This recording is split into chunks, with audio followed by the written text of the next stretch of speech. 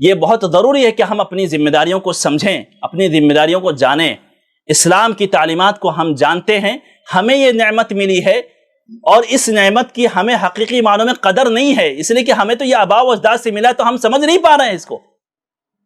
لیکن جو شخص 20 سال 25 سال 50 سال مسلمان نہ ہو کر کے شرک کی گندگی میں جب وہ اپنے بتاتا ہے، پھر اس کے بعد جب مسلمان ہوتا ہے، آپ اس سے پوچھیں کہ اسلام کی نعمت کیا ہے۔ جنوبی ہند میں ایک صاحب اسلام کی دعوت و تبلیغ کا کام کرتے تھے، تو بعض دفعہ جب جاتے تھے، بعض گاؤں میں دیہات میں جب جاتے تھے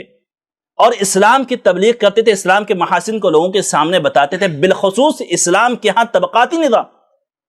کہ اسلام کے نظام میں طبقاتی نظام نہیں ہے، یہاں پر کوئی ذات پات نہیں ہے، یہاں پر رنگ و نسل نہیں ہے، یہاں پر کوئی امیر غریب نہیں ہے، یہاں پر اچھا وہ ہے جو پوری انسانیت کے لیے اچھا ہے، یہاں پر برا وہ ہے جو انسانیت کی برا، وہ برا شخص مانا جاتا ہے، ورنہ جو انسانیت کے اچھا وہ آدمی سب سے اچھا۔ ان اکرمکم عند اللہ اتقاکم، سب سے باعزت، سب سے اشرف، سب سے افضل وہ ہے جو اللہ سے سب سے زیادہ ڈرنے والا ہوگا،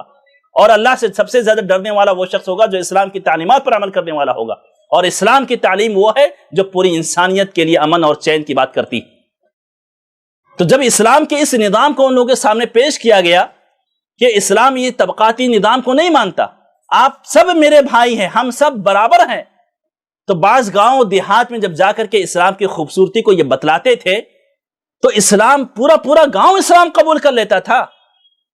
لیکن ساتھ ساتھ ان کا گریبان پکڑ کے یہ پوچھتا تھا کہ آپ نے ہمیں اسلام کے تعلق سے بتایا، ہم اس نے اسلام قبول کر لیا، یہ نعمت ہمیں مل گئی، ہمارے باپ دادا تو شرک پر مر گئے اور کفر پر مر گئے، آپ کہاں مرے ہوئے تھے جو ابھی تک اسلام کے تعلق سے یہ خوبی آپ اپنے حد تک محسوس کر کے رکھے تھے؟ کیوں نہیں ہمیں بتایا، کیوں نہیں ہمیں بتلایا؟ تو ہمارے آباء و اجداد سے ہم کو یہ چیز ملی ہوئی ہے،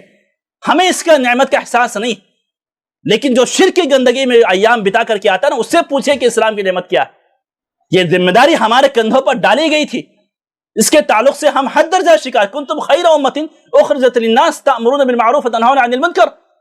یہ امت دعوت تھی، اس کا کام تھا کہ لوگوں تک اسلام کو پہنچائے، اسلام کی تبلیغ کرے، لیکن اسلام کی خوبیوں کو جانا، اپنے تک محصور کر لیا۔